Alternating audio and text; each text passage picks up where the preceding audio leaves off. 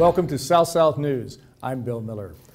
What exciting things are going on in various countries in Africa? One in particular is the Central African Republic as far as investment opportunities and dealing with the United Nations Millennium Development Goals. My guest today is someone who's going to bring us up to date on some of the most interesting and unique activities taking place in the Central African Republic. My guest today is His Excellency, Mr. Faustin Archange Touadéra, and he is the Prime Minister of the Central African Republic. Mr. Prime Minister, welcome to South South News. Thank you very much. I appreciate you being with me today. Let's talk very generally about the Central African Republic. I'm sure many of our viewers are aware of where it is. Many have visited the Central African Republic, but just tell us a little bit about it. Where is it located? How many people, more or less, you have? What are some of your major industries? La question sur la République centrafricaine.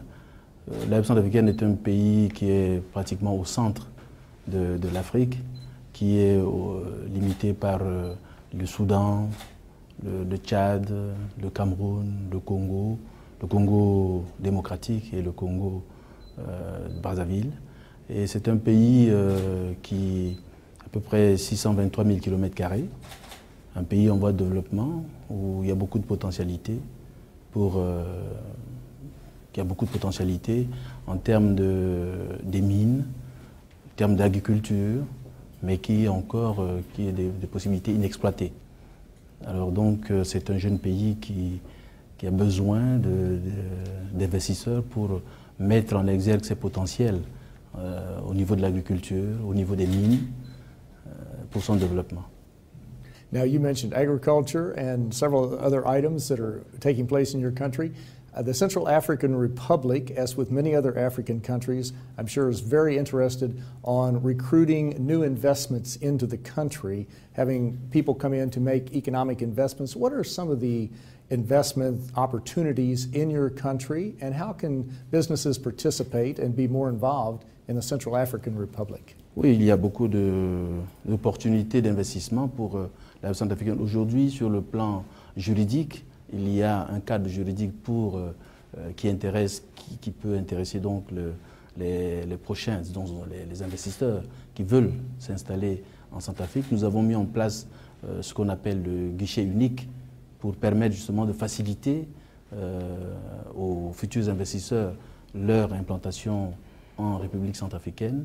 Et il y a aussi des opportunités dans le domaine, je l'avais indiqué tout à l'heure, ce sont les mines, puisqu'il y a aujourd'hui plus de 470 indices miniers qui sont en République centrafricaine. Il y a la forêt, où nous avons aussi une grande forêt où on peut produire du bois. Et du bois, nous avons l'agriculture, puisque c'est un pays très vaste, avec une forte surface arable qui n'est pas encore exploitée. Alors donc on peut faire de l'agriculture industrielle pour... bien sûr, il y a aussi d'autres opportunités dans le domaine de l'énergie, puisque nous avons une forte hydrographie qu'on pourrait faire de sources d'énergie. Et là, nous avons le secteur qui est bien géré avec un code de l'électricité, il y a le code minier. Voilà ces possibilités d'investissement en République centrafricaine. Now, all countries have successes, and we'll talk about those in a moment, but what are some of the major challenges confronting the Central African Republic? What are some of the major issues that you're dealing with now? Les défis sont énormes, puisque vous savez, nous avons une population, c'est un pays, une forte population jeune, et donc il y a des défis en termes d'éducation, aussi en termes de santé, et les routes qui aussi, puisque c'est un pays en voie de développement, nous avons des problèmes tellement grands que nous avons des possibilités, des défis en termes de desserte de nos villes. Voilà les grands défis auxquels le gouvernement s'attaque en ce moment. Notamment, je parlais d'une population jeune et aussi des problèmes de santé. Nous sommes là, ici, dans le cadre du sommet sur le sida, où il y a aussi des problèmes de santé qui est une préoccupation pour le gouvernement, voilà, en termes de défis. Now you mentioned health and you mentioned education, two very important issues, and they come under the Millennium Development Goals as developed by the United Nations in 2000.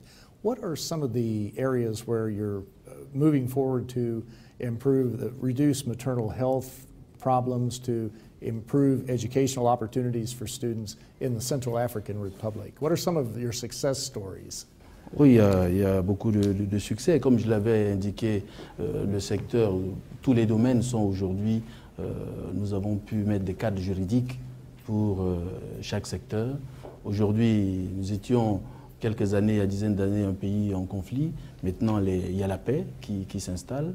Et donc, ce sont des véritables succès. D'ici la semaine prochaine, nous allons organiser une table ronde pour les partenaires, pour nous soutenir dans le cadre des différents programmes. Nous avons un document de stratégie pour la réduction de la pauvreté qui embrasse donc les volets importants pour la lutte contre la pauvreté. Voilà donc quelques succès que nous avons. Aujourd'hui, comme je l'avais dit, il y a la paix. Il y a la paix dans le pays. Nous sortons de conflits, mais aujourd'hui, il y a la paix. Nous avons organisé des élections démocratiques où un président a été élu dans la transparence. Ça aussi, ce sont des succès que nous connaissons au niveau de notre pays. And all very important issues, and you're dealing with them very effectively. But Your Excellency, Mr. Faustin Archange Touadéra, I want to thank you so very much for a very interesting and a very informative program. C'est un plaisir aussi de pouvoir avoir l'opportunité de parler de la République centrafricaine. Un plaisir. Merci beaucoup. Un plaisir partagé. I'm Bill Miller. Thank you for joining us on South South News.